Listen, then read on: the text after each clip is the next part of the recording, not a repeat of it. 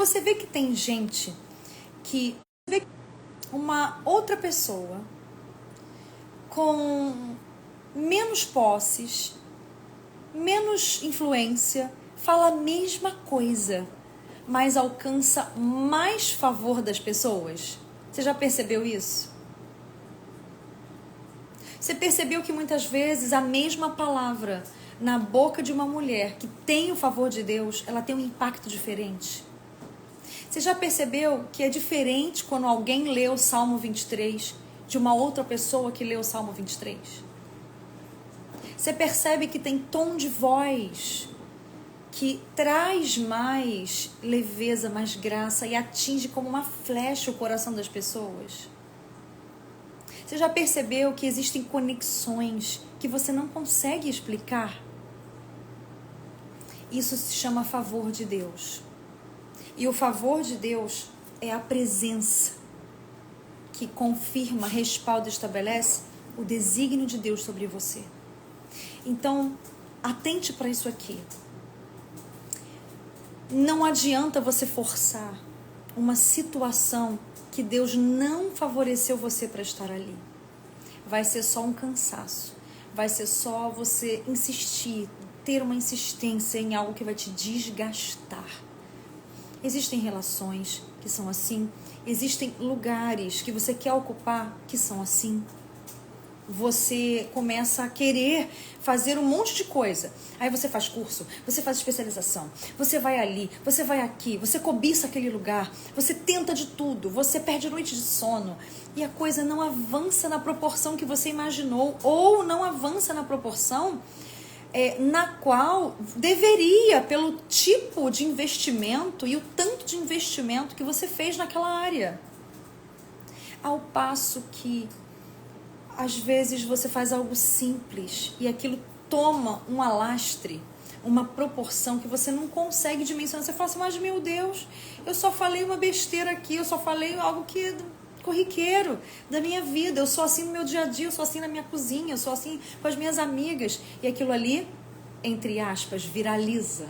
Você percebe? Viraliza. Viraliza entre os seus, não estou falando de internet. Viraliza entre os seus, as pessoas pegam aquilo ali, elas começam a falar igual a você, elas começam a se inspirar em você, elas começam a falar sobre você, elas começam a querer se posicionar como você. Sabe o que se chama isso? Favor. É a presença de Deus favorecendo você numa circunstância, numa situação. Essa é a presença do propósito de Deus. Deus tem um intento com a sua vida. Deus Pai tem um intento para cada uma das suas filhas. Tem um desígnio para cada uma das suas filhas. Desígnio, entenda como propósito. O Senhor tem um desígnio muito específico para cada uma das suas filhas. E aí, quando o desígnio de Deus ele se manifesta, não tem concorrência, não tem competição, não tem comparação. Esther não fez força, Esther só se moldou às situações. Esther foi sendo levada.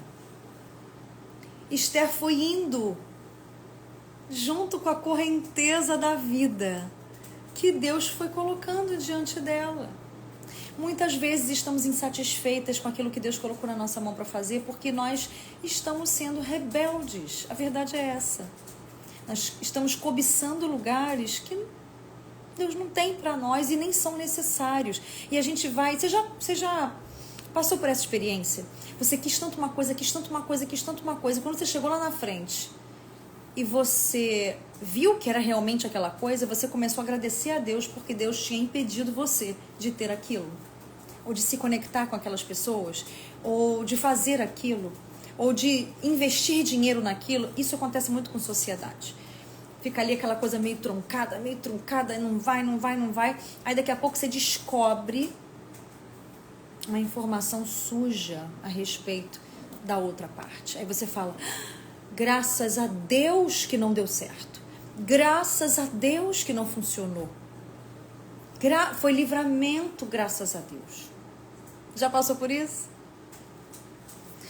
A palavra do Senhor diz para nós, Esther capítulo 2, versículo 15 até o 17. O rei amou Esther mais do que todas as mulheres. Então, não é para você ficar olhando para as pessoas e dizendo, mas ela tem mais do que eu, nem se sentindo coitadinha, nem se sentindo despotencializada, porque eu não tenho o dinheiro que a fulana tem, eu não tenho a posição que a fulana tem, eu não tenho as amizades que a pessoa tem, eu não tenho a entrada, eu não tenho as influências, eu não tenho as conexões, mas também fulana conhece fulano, mas também nasceu em berço de ouro, mas também teve oportunidades. Não, Esther era uma órfã, sem oportunidades, sem nome, sem sobrenome. Uma murta no deserto. É o que quer dizer Hadassah, o seu nome original. Uma murta no deserto, uma mulher comum, uma menina comum, cheia de orfandade, que foi curada com a provisão de Deus na vida de Mordecai. Eu tenho certeza que Deus proveu algum Mordecai para sua vida. Você só ainda não conseguiu enxergar. Por isso que muitas vezes você está aí se sentindo vazia, triste, solitária, achando que todo mundo é ingrato com você, achando que as pessoas deviam fazer algo mais, quando na verdade nós fomos chamados para amar e para servir. Amar sem querer retorno. Jesus nos ensinou isso. Sabemos, somos falhos, a gente quer retorno, a gente quer reconhecimento, a gente fica chateado com a injustiça, a gente fica chateado com os abandonos. Mas deixa eu te falar uma coisa. Jesus não fez assim.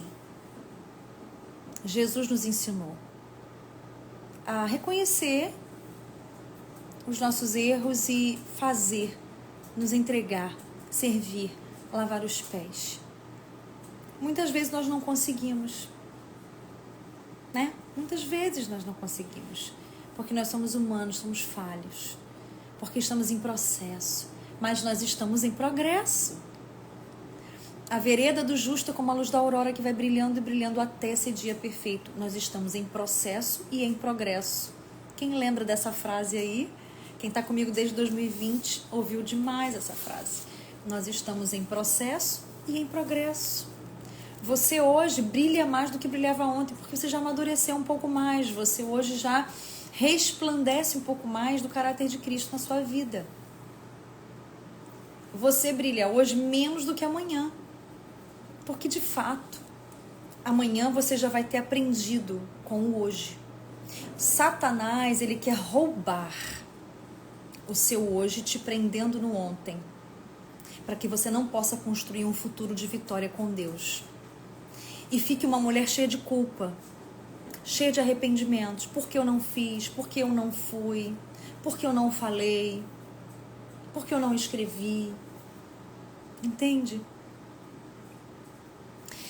A presença do desígnio de Deus na sua vida, a confirmação do propósito de Deus na sua vida, é o favor dele. Você não precisa fazer força. Você pode seguir naturalmente, levemente. Você pode seguir. Você pode confiar nas mãos que governam o mundo. Você pode confiar que você tem um pai. Deixa eu te dizer algo aqui. Muitas pessoas são melhores do que eu. Muitas pessoas são melhores do que você. Muitas pessoas são mais belas. São mais magras. São mais ricas. São mais influentes, são mais conhecidas, são mais famosas. São mais... como eu vou dizer... são mais alegres, têm mais molejo, têm mais traquejo, têm mais entrada, são mais assim, sabe, desinibidas, falam melhor, muitas vezes, do que você, do que eu. Só que, para desespero do inferno, há um favor, há uma graça de Deus sobre cada uma de nós, que expressa a escolha de Deus sobre nós.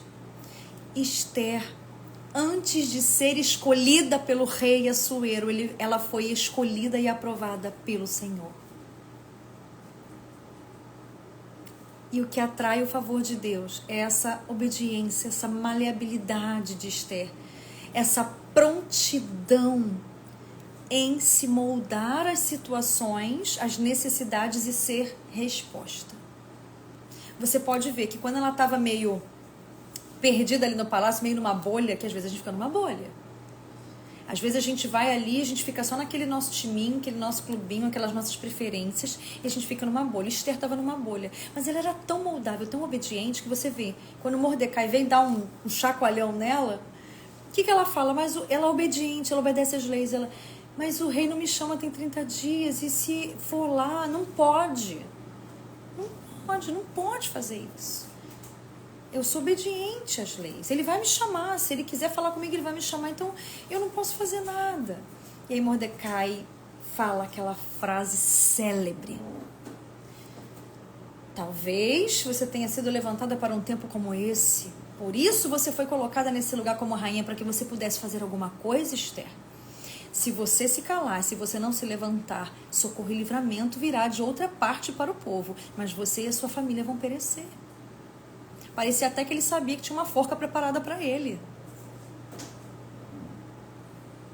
Olha, entenda, esse é o tempo. Esse é o tempo do livramento do Senhor para a tua casa. Forcas preparadas para os teus. Forcas preparadas para calar a voz de Deus na sua vida. Porque se Mordecai, né, ele é executado, enforcado, enfim... como Esther pode se posicionar? Como ela pode ser direcionada? Mordecai é um símbolo do Espírito Santo no Antigo Testamento. É um símbolo da voz de Deus. O Senhor usa Mordecai para sacudir Esther e para reposicioná-la. O que Esther faz? Corre para o jejum. Corre para o secreto. Para pegar estratégias do Senhor.